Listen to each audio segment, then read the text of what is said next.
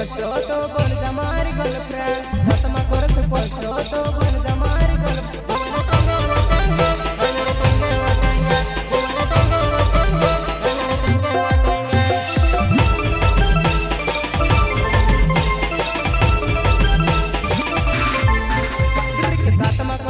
post तो बन जा मारी गर्लफ्रेंड छत में करत पोस्ट तो बन जा मारी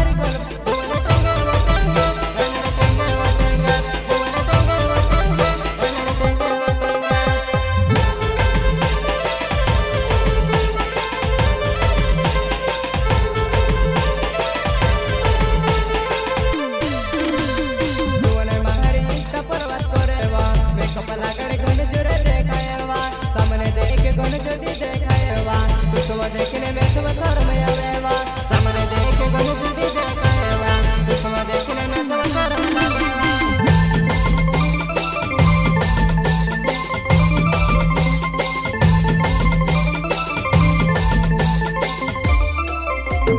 जीवन मारी इंस्टा पर बात करेवा मेकअप लगाड़े गनु जुरे देखाएवा सामने देखे गनु जुदी देखाएवा दुश्मन देखने में सब शर्म आवेवा सामने देखे गनु जुदी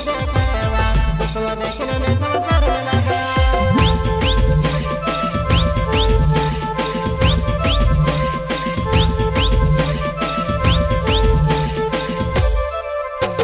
जीवन मारे जो देव मटकावेवा बोलला गाड़ी ने मेरे से परसन करेवा जीवन मारे जो देव मटकावेवा बोलला गाड़ी ने मेरे से परसन करेवा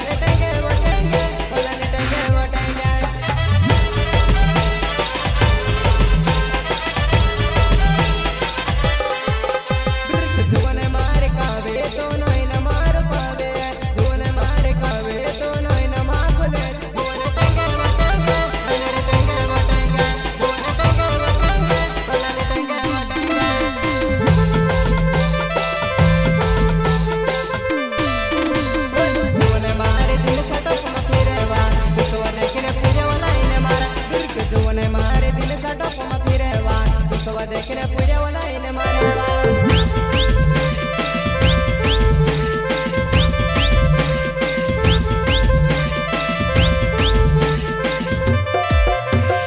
जोने मारे दिल सटप में फिरेवा दुसवा देखने पूरे वाला इने मारा डर के जोने मारे दिल सटप